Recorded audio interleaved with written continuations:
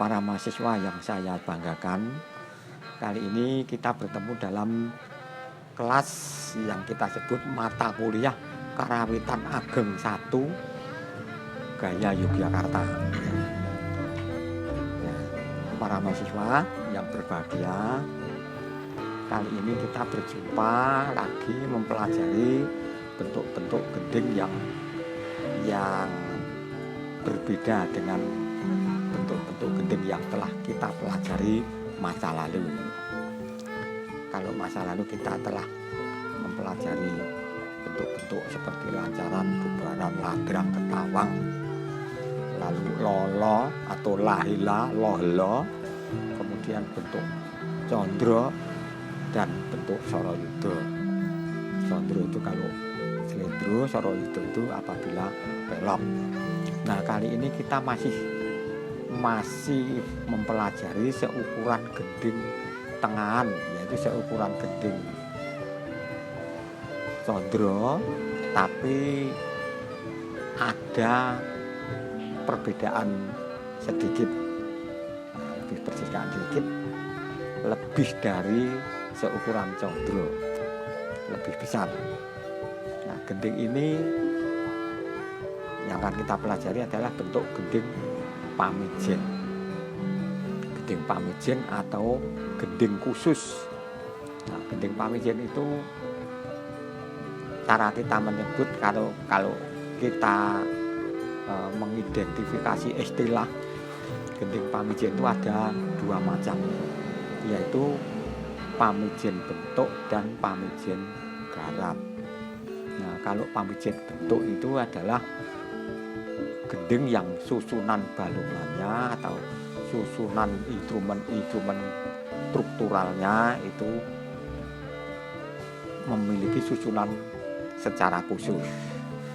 Kalau pamijen garap adalah gending yang cara garapnya adalah dilakukan secara khusus juga, berbeda dengan gending-gending pada umumnya, gending-gending secara normatif itu agak berbeda.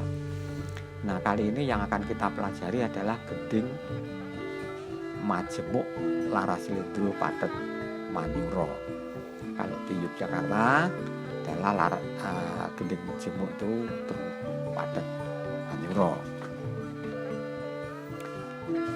Nah, gending ini merupakan salah satu gending yang karakternya gembira atau karakternya seperti orang yang bersyukur, karena kata majemuk itu adalah istilah di lingkungan atau di wilayah Yogyakarta yang terutama yang terdapat di pelosok-pelosok atau di perdesaan, itu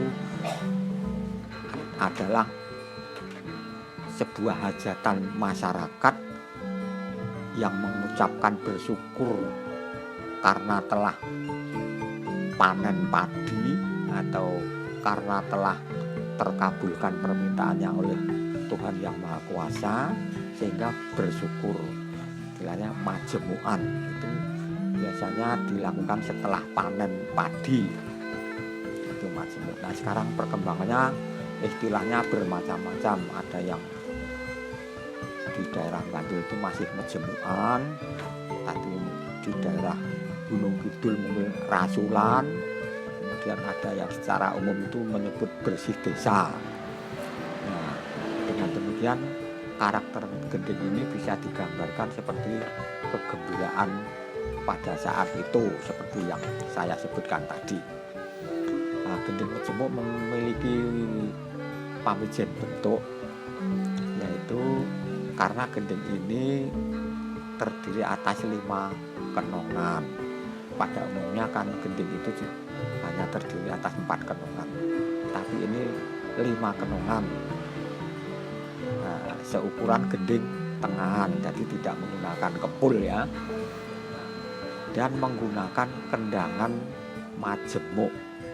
Nah, kendangan majemuk bisa para mahasiswa nanti bisa mencari notasinya di kampus atau di perpustakaan jurusan Karawitan isi Yogyakarta, atau bisa dilihat pada skripsi yang telah ditulis para mahasiswa atau para alumnus ya, yang telah meninggalkan karyanya di jurusan Keraitan. Itu banyak sekali catatan-catatan mengenai Kendangan Majemuk. Nah, tentu saja karena bentuknya berbeda sehingga penggarapannya juga akan berbeda pula. Tapi kalaupun demikian, tentang penggarapan genderan atau rebapan atau kendangan ciblon atau imbalan bonang dan sebagainya itu tetap sama dengan yang telah kalian miliki. Kalian sudah bisa memainkan instrumen-instrumen tersebut. Nah, gending majemuk secara lengkap kalau di Yogyakarta itu seperti yang tercontohkan secara auditif, rekaman-rekaman audio itu yang telah saya contohkan kepada mahasiswa. Ini yang pertama digarap dari Lombok, dari Buko dulu, Buko terus Lombok, terus Dados, kemudian setelah Dados ada pangkat dawah, kemudian digarap dawahnya itu ada garapan soran, Tadi bagian dawahnya disorankan dulu, kemudian setelah itu diirepkan, terus menjadi irama dua, terus ciblon. Ciblon, terus suwuk, itu struktur garapnya seperti itu. Lalu yang menarik lagi, balungan majemuk itu pada bagian dados itu, kalau di Surakarta disebut merong, itu gending majemuk ini gong jonggo. Jonggo itu artinya ro atau nada atau laras loro, itu laras jonggo. Tetapi dawahnya berubah menjadi gong 6. Menjadi gong 6. Oleh karena itu bisa disebut gending Pamijen tadi, termasuk gongnya ngalih ya, berubah. Nah, itu jadi cara garapnya seperti yang tercontohkan di dalam rekaman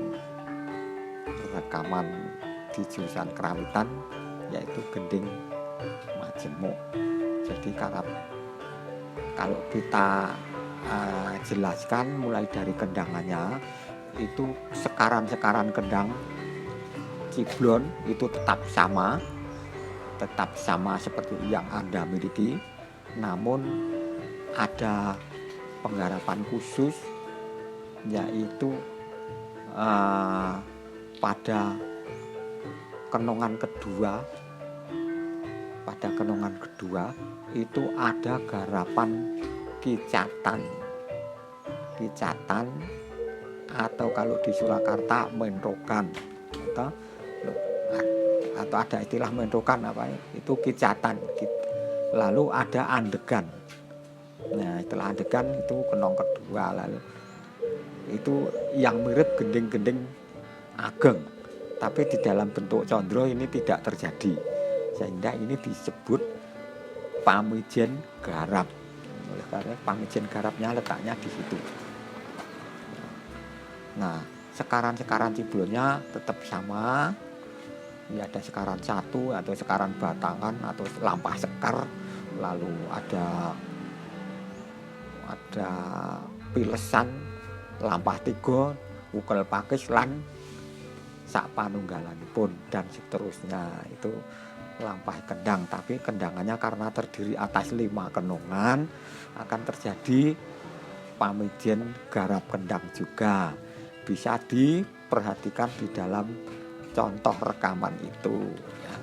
Lalu sekaran genderanya atau cengkok genderanya juga tidak memiliki perubahan. Jadi seperti yang telah Anda miliki, ya ada dua lolo, tumurun, ada jarik kawung dan sebagainya, ada gantungan. Gending ini banyak menggunakan gantungan jonggo ya, gantungan loro pada kenong 1 dan kenong yang kelima itu sama.